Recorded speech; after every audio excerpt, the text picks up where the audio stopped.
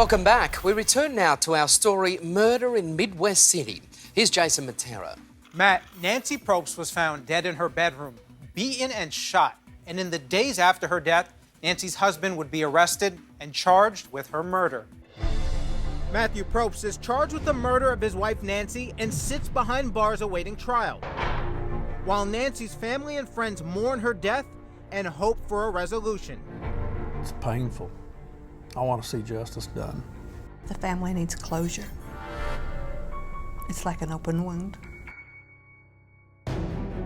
Nancy's 9-month-old baby, Lelia, is taken in by her brother, Byron, and his then-wife, Lorraine. Eventually, they adopt her with little resistance from her father, who also has 2 children from his first marriage. He did not want that baby to begin with. He wanted Nancy to abort the baby. Because he already had 2 children that he couldn't afford to take care of. He didn't want another one to support. She told you this? Yes, she did. In the weeks before his arrest, Matthew stops by a few times for dinner, but he has little contact with his daughter, and the family says he has offered almost no support to this day. He'd mooch supper off of us and then he'd leave. Has he once ever given any financial support? One night he bought pizza. One night he bought pizza. Yeah. And that was his contribution. That was his contribution. He might have brought 1 thing of diapers, too.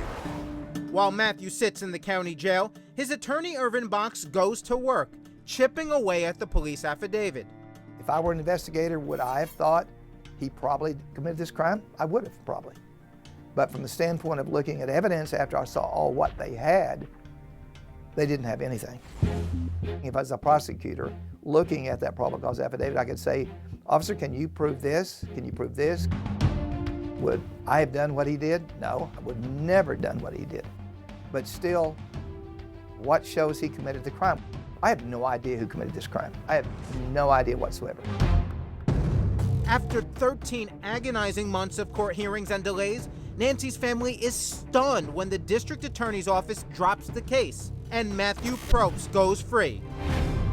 One of the best and most vigorous prosecutors they had on Oklahoma County staff at the time looked at it, and at the end of the day, that person thought the same thing. They did not have evidence enough to show probable cause that he committed this crime.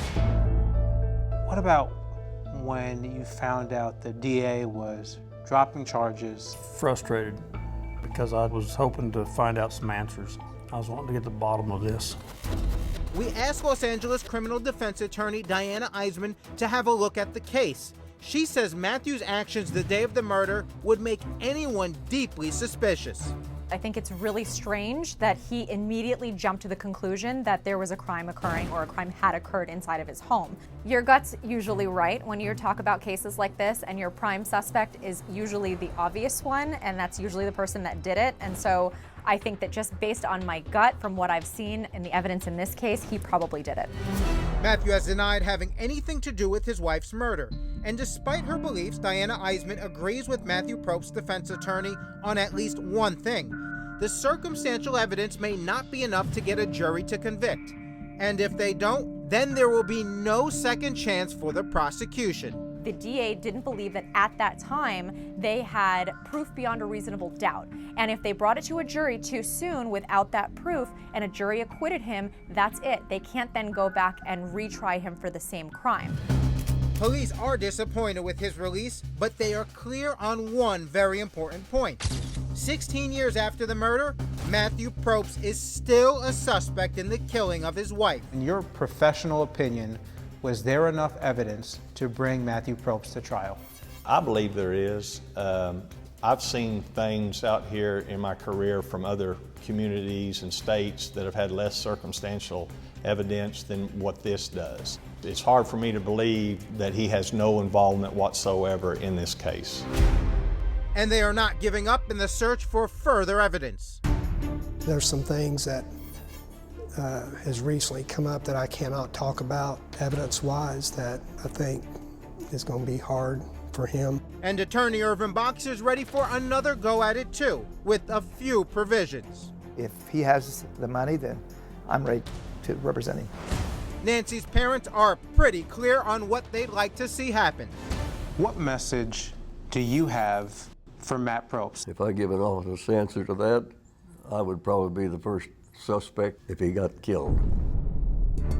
Today, Matthew Probst lives in Sherman, Texas, and the Helmley family says he still has had no contact with his daughter, Lelia, now 16 years old. But I wanted to get his take on the search for his wife's killer.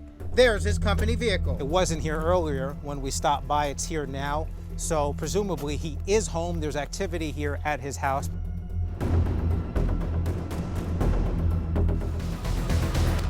I knocked on his front door.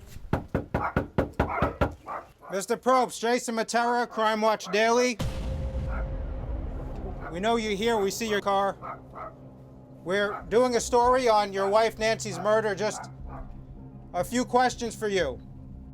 Mr. Probst, we know people are home. We've seen activity. Apparently Matthew Probst doesn't want to talk. Why is that? Mr. Probst. Yes, the man who was once afraid to go into his own house now seems afraid to come out of it. But then, we aren't the only people who would like a word with him, or whoever he thinks murdered his wife. I can't explain why it's taken so long for the person who did this horrible act to Nancy is still out there walking. I can't explain why Matthew Probst would not talk to us and come in, but someday we're going to know.